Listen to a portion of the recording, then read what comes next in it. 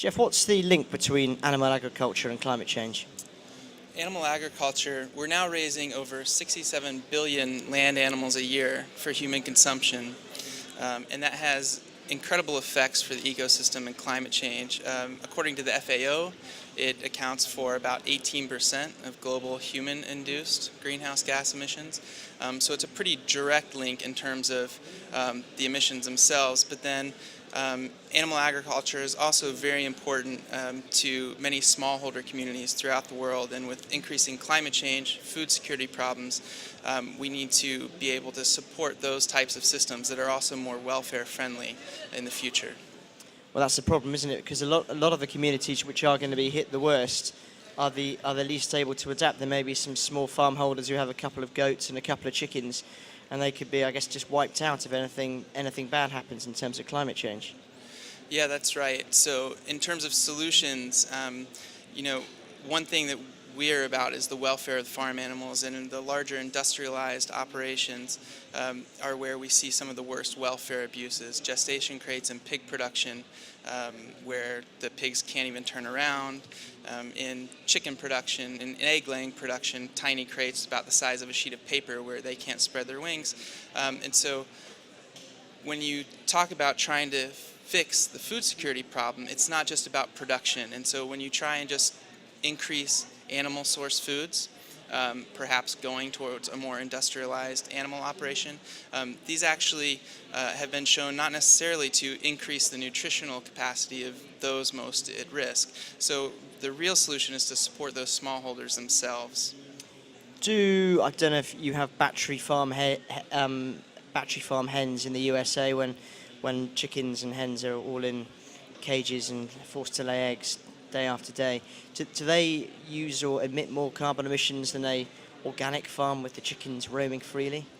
That's a good question. I think there are recent studies that are just coming out that actually go the other way around, that say that those emit less. But the problem with climate change solutions is that you need to not view them in a vacuum. And so that's what actually this is all about, agriculture and climate change and food security, is being able to marry these multiple social goals and also in their solutions. So obviously you wouldn't want to push just for a small mitigation in GHGs to put a lot more animals into more confinement spaces.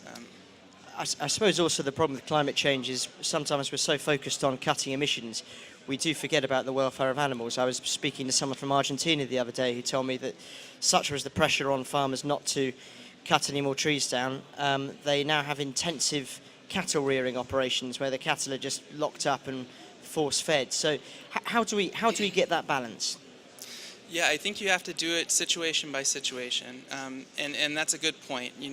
Deforestation, you can intensify operations to reduce pressure as a driver of deforestation, to reduce the pressure from agriculture, which agriculture is one of the greatest drivers. About 70%, over 70% of land in the deforested Amazon is either for grazing or feed crop production. So really the idea is to perhaps intensify a little bit, but be careful and be wary of what you're actually doing to the animals and other things. You might have a different environmental impact, especially if the land is recently deforested. So you have to be really careful of that. And I think one issue is just, if you're just talking about the production side and not the consumption, that can be a problem. One way to reduce climate change is to reduce your consumption of animal products. I was going to say, I don't know if you've been out to any restaurants in South Africa in the last week, but some of the steaks they serve you could feed about 5 people. Is that an issue? Do you think that there are statistics which show that as countries progress and become more developed, the protein intake of people becomes higher, probably higher than they actually need? Is consumption an issue? And if so, how do you convince people to eat less when they love the taste of a good medium rare meat steak? Yeah, I think the issue is raising awareness. I mentioned the 18% number of the global emissions due to animal agriculture. A more recent study in the Proceedings of the National Academy of Sciences found that that will increase by about 39% by 2050. And they looked at how much of a global level of sustainable emissions at that time it would take, and animal agriculture alone would account for 2/3 of what's considered sustainable at that time. So yeah, it's definitely going to increase. And that study also found that reductions in consumption should be a key part of policy priorities. But I really think the issue in terms of getting people to consider, be more conscious about what they're eating, is just to raise awareness. We do it in all other realms of climate change debates, right? Taking a bike to work, that kind of thing. And this is just another thing that people can have their awareness raised. But people don't like that, do they? People don't like being told, start eating lentils or get a bike to work. They like having their lifestyles as they are. I think if you just raise their awareness and people can jump in and do however much or little they want, they're actually quite receptive.